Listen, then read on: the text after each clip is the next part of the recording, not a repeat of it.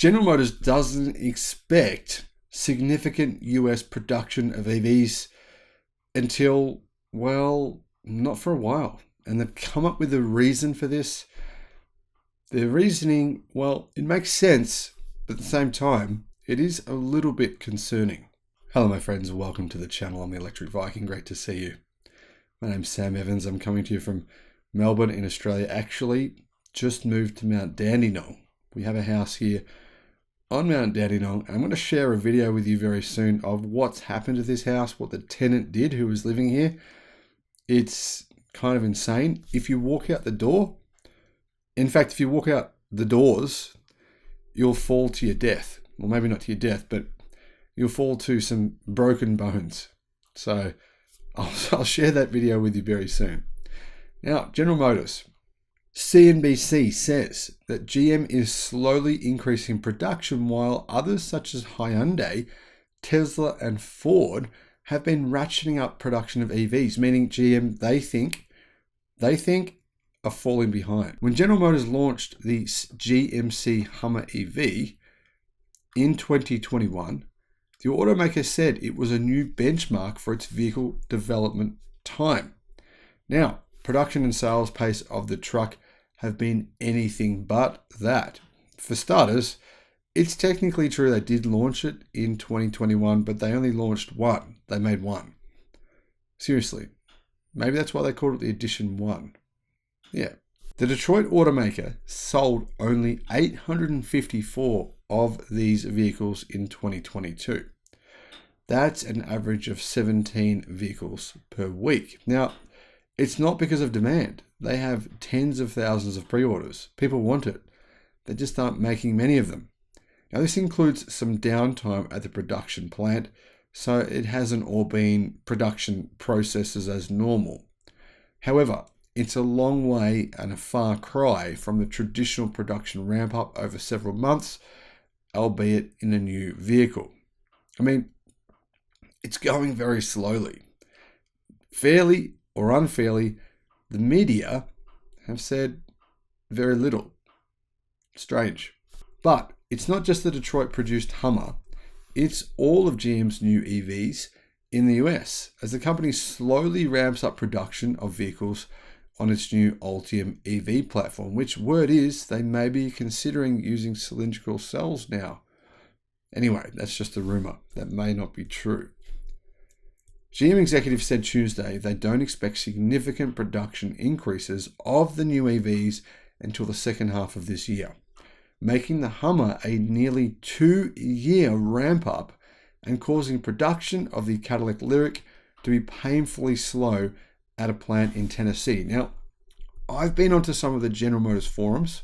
There's a lot of people there who have ordered the CATL Lyriq. Some of them are saying they've cancelled their orders to buy a Tesla Model Y because they're sick of waiting. They've now waited for more than a year and GM has not given them any time frame. They're basically emailing and calling GM, when are we going to get our car? When are we going to get a car? We just want to give us a date. Just give us an idea. And GM is saying nothing, as in nothing at all. Now the problem, word is, from GM, cell production, battery production. Cell production at GM's new or under construction US plants, according to executives, is going slower than they'd hoped. We'll be ramping up EV volumes throughout the year, GM Finance Chief Paul Jacobson told reporters on Tuesday morning after releasing fourth quarter results. We'll obviously be at a significantly higher run rate at the back half of this year, other than what we're starting, and it's really all indexed to cell capacity. Now, I actually think General Motors could have avoided this situation. And I've said this for a long time now. In fact, I've said this for more than a year, that GM is just relying on one battery partner. I mean, it's not really true that GM's making these batteries. The truth is that it's a joint venture partnership with LG Chem, which is a Korean company, basically one of the biggest petrochemical companies in the world. In fact, they don't like to be known as LG Chem. They changed their name to LG Solutions because LG Chem doesn't sound good. But anyway, that's beside the point. The point is here, that's their only battery supplier. They've had a falling out recently. They've cancelled their fourth factory between the two companies. And it appears as though GM is just stuck now, having to wait for this limited production. Now, they could have actually done what other companies, such as Tesla, have done, and make battery supply contracts with numerous companies in order to not have all of their eggs in one basket, which they do. They have all of them in one basket. They're simply relying on one company. And now they've had a falling out, I don't know if LG Chem is going to be prioritizing them in the way that they would have in the past. Plus, the thing is, this production of batteries, it's pretty slow. I mean, it could take General Motors several years before we see significant numbers of EVs. Not it could, it probably will. In October, GM CEO Mary Barra pushed back plans for GM to collectively produce 400,000 EVs in North America by 6 months due to the inability to ramp up battery production as quickly as the company expected. But the thing is, this is one of several pushbacks. I mean, this isn't the first time we've heard of a pushback. In fact, it's the fourth time. We've all just got short memories, or we haven't been paying attention, because it's actually been happening since 2017. Doug Betts, an industry veteran and JD Power president of automotive, said a normal ramp up from the start of production to hitting targeted units is about 30 to 60 days. However, that can vary by product depending on the amount of new parts and procedures for employees. Now, barring any supply chain problems, Betts said electric vehicles should be easier and faster to build than traditional vehicles with internal combustion engines for an experienced automaker. But it's not actually true. I mean, that's what everyone thought.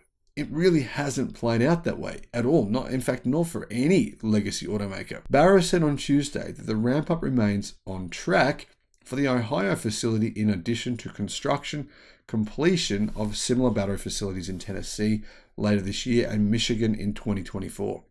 She said the Ohio plant should be at full production capacity around the end of this year, adding about 20% per quarter. This is the breakout year for the Ultium platform, Barra told investors Tuesday, adding the Tennessee plant should be able to scale more quickly. These plants will help us meet pent-up demand, and it keeps our other EV launches on track. Now, to be fair, this is an extreme misnomer. I mean, to meet pent-up demand, really? What, you're going to make 400,000 EVs in the space of 6 months? That's what would be meeting pent-up demand. I mean, the truth is that they've got hundreds and hundreds of thousands of reservations. They're not going to get through these reservations for several years. Mary is really presenting a rosy picture here, but it's not going to be that simple. It really isn't. I wish it was. I personally love the Silverado electric pickup truck. I'd love to see them out on the roads. I'd love to see them here in Australia replacing all these just terrible diesel producing pickup trucks that are on the roads that are just like, you sit behind them in traffic and you can't have your windows open. You just can't. Otherwise, you know what you're sucking into your oxygen. You know what you're sucking into your lungs. It's really not good. I mean, imagine if all those were EVs. That'd be unreal. So I really want GM to succeed here. But like I said, because they're relying on one battery partner, they're just stuck with this. They're stuck with a slow ramp up. Now, GM said Monday it launched production of the GMC Hummer SUV EV at a plant in Detroit. And that vehicle is expected to be followed by an electric Chevrolet Silverado work truck by mid-year and electric versions of the Chevrolet Blazer and Equinox by the second half of 2023. Of course, these vehicles will come out, but I don't think GM will be making many of them this year. GM says, well, it argues it's planning for the mid to long term and is well positioned with its Ultium EVs, including securing all the raw materials needed for North American production capacity of 1 million units by 2025.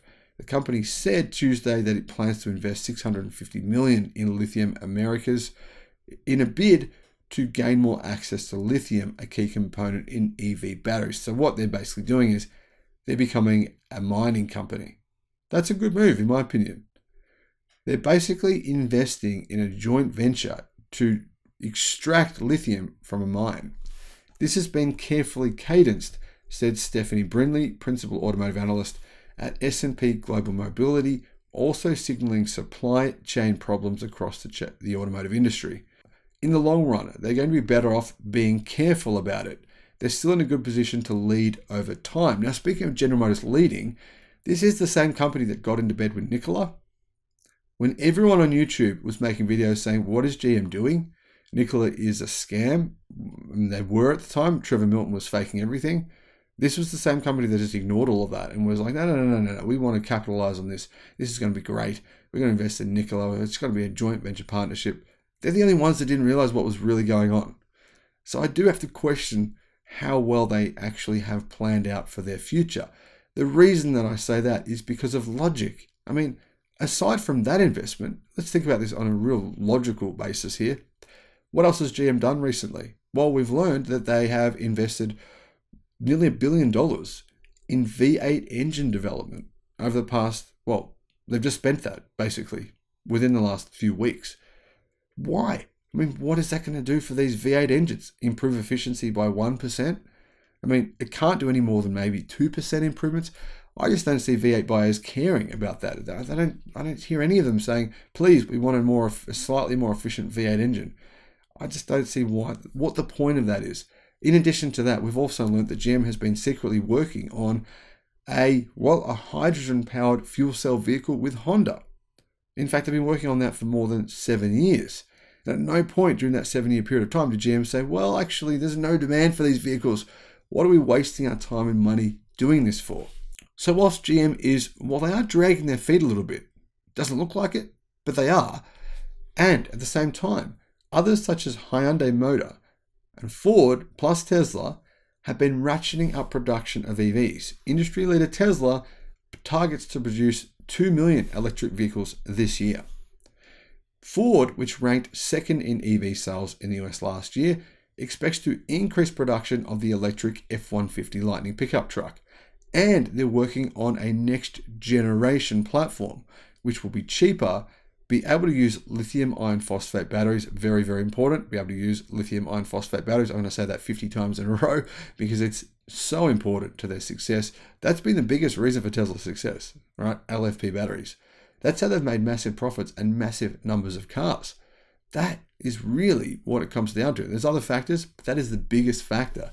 Ford has gone, you know what? Jim Farley's gone, you know what? That was a good move. Let's do the same. GM's Detroit rival was also able to ramp up production of the electric pickup truck to sell more than 15,600 of these vehicles since the truck went on sale in May last year. Now that number is not that big, but it's a lot better than the Silverado numbers, which are precisely 0, or the Hummer numbers, which are, well, not many. Following recent price cuts by Tesla and Ford on its Mustang Mach-E, Jacobson said the company feels its EVs are well positioned regarding pricing. GM's EVs currently range from the mid-$20,000 Chevrolet Bolt models, which are very well priced, no question, to the more expensive $100,000 Hummer vehicles. Now that price right now is fine because, they can't make many of them. So there's way more demand than there is production capacity. That may change in the future though, when there's many other choices on the table for customers, for buyers. GM expects to ramp production of the Bolt models, which use older battery technology, to 70,000 vehicles this year. 70,000 for an entire year. To be honest, that's still peanuts. Different batteries. To assist in scaling its EVs, GM could potentially change the packaging of its batteries to cylindrical cells instead of pouches. But that would require a whole bunch of new machinery, new learnings. That would be a real big, steep learning curve. Now, Mary Barra has declined to comment on media reports about a change to cylindrical 4680 batteries or the addition of the cylindrical cells to its plants. Now, if she's declined to comment, I'd say it's more than likely that where there's smoke, there's fire. She said the company has been evaluating different battery form factors, and it designed the Ultium platform to be agnostic of current battery shapes. We can look at what is going to be the right battery for the specific vehicle from a performance perspective. So we have the complete flexibility, Barra said. In other words, it sounds like GM and Barra have recognized the fact that maybe Ultium cells or pouch cells aren't actually ideal for every model, which was what they've been claiming up until a week ago. Seriously. They have changed tact significantly. I believe I said that this would happen. I believe many of you said this would happen. I believe many insiders have said that this would happen, that actually the cells they were using weren't as modular as they claimed. Well, maybe they're modular, but they weren't as suitable for every vehicle as GM has claimed. Barra said GM currently uses cylindrical cells for its EVs in China, including the Lyric, and dealers there delivered about 2,400 vehicles from September through to December. That compares to 122 Lyric EVs with pouch cells in the US. Big number, right? Yeah, 122 versus 2,400. But the Cadillac Lyric in China was announced many months after the Cadillac Lyric in the United States. It's unclear whether switching to cylindrical cells would increase production in the US, as China's battery plant production is further along than in America. Well, way further along, obviously. A GM spokesman declined to comment on whether a fourth announced battery plant in the US would produce cylindrical cells. If they declined to comment, well, it's pretty clear that something is going on there. I would say it is likely they will be producing cylindrical cells, but the question is, with who? Who will be their battery partner? Could it be Panasonic? Possibly. Talks between GM and LG Energy Solutions stalled. They cancelled their fourth factory between the two companies. I believe that's the key reason. Right now, to be honest, General Motors seems to be floundering a little bit, kind of as it invests money in hydrogen, in V8 engines, and stalls on battery production. I'm not convinced that analysts are right. Analysts have said now on numerous occasions that GM will pass Tesla in 2025, maybe at the latest in 2026, and completely dominate them by 2028. It doesn't appear, by the way things are going, that is even remotely likely. But I could be wrong. Let me know your thoughts in the comment section below. Bye-bye.